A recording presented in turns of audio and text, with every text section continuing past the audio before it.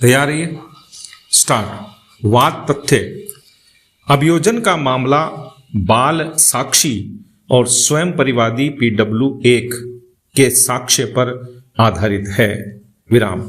उसके कथनानुसार दिनांक 30/12/2002 को अपीलार्थी और एक अन्य ने उसकी मां को चाकुओं से हमला करके मार डाला और वह मां को बचाने आया तो उस पर भी हमला किया गया। विराम।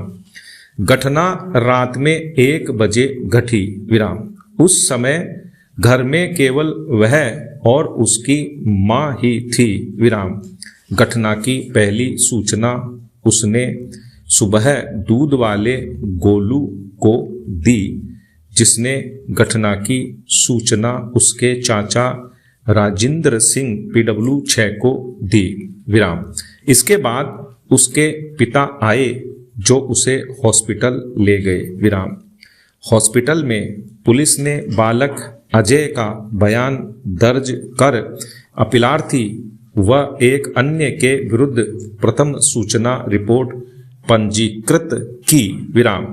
विचारणोपरांत विचारण न्यायालय और अपील में उच्च न्यायालय ने भी अपीलार्थी को धारा 302/34 के अंतर्गत दोष सिद्ध व दंडित किया।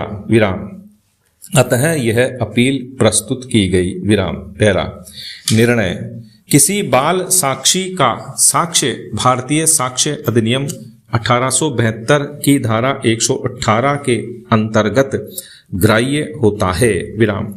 शपथ अधिनियम 1969 की धारा 4 की उपधारा 1 के परंतुक के अनुसार यदि साक्षी 12 वर्ष से कम का कोई बालक है और ऐसे साक्षी का परीक्षण करने वाले प्राधिकारी या न्यायालय की राय है कि साक्षी सत्य बोलने के कर्तव्य को समझता है, वह एक शपथ या स्वीकृति की प्रकृति को नहीं समझता है, तो धारा 4 और 5 के प्रावधान ऐसे साक्षी पर लागू नहीं होंगे।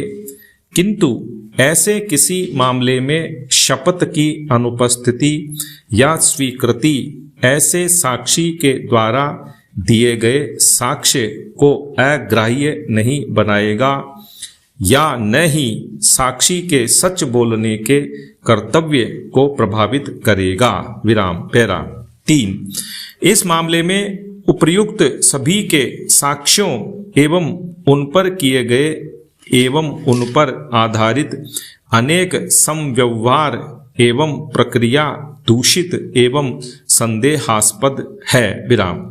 कथन है कि साक्ष्य लेखन के समय उपर्युक्त साक्षी की उम्र 12 वर्ष थी और उसका साक्ष्य लेने में उसे शपथ दिलाया जाना आवश्यक नहीं था, किंतु धारा 118 की अपेक्षाओं के अनुसार न्यायालय का यह कर्तव्य था कि वह यह दर्ज करे कि बालक उससे किए गए प्रश्नों को समझने और उनका तार्किक उत्तर देने के लिए समर्थ है और कि वह सत्य बोलने के कर्तव्य को समझता है। विराम।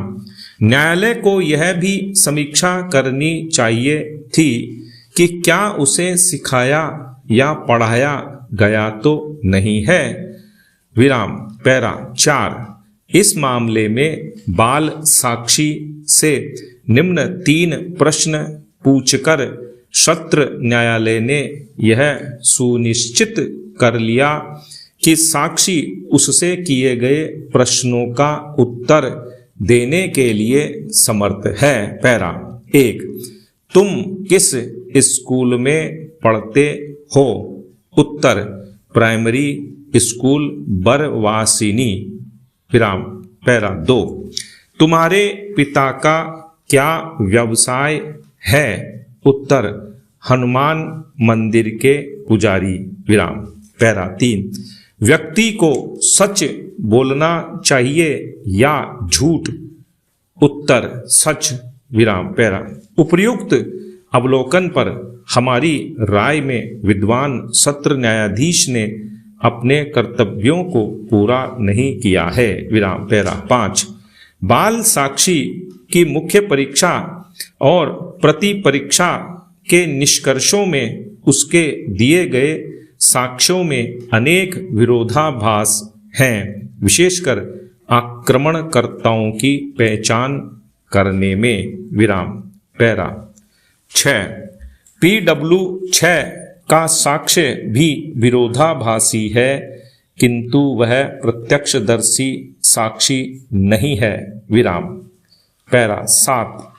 दूध वाला प्रथम व्यक्ति था जिससे बाल साक्षी ने घटना के बारे में बताया था, किंतु उसकी परीक्षा अभियोजन के द्वारा नहीं कराई गई, हालांकि वह उपस्थित था। विराम। इसके बाद PW 6 घटना स्थल पर आया, जिसका साक्ष्य भी विरोधाभासी है। विराम। इसके बाद मृतका का पति घटना स्थल पर आया, किंतु उसका भी परीक्षण आवश्यक नहीं समझा गया। विराम। जबकि वह भी महत्वपूर्ण साक्षी था। विराम। इससे अभियोजन के विरुद्ध प्रतिकूल अनुमान लगाया जा सकता है। विराम।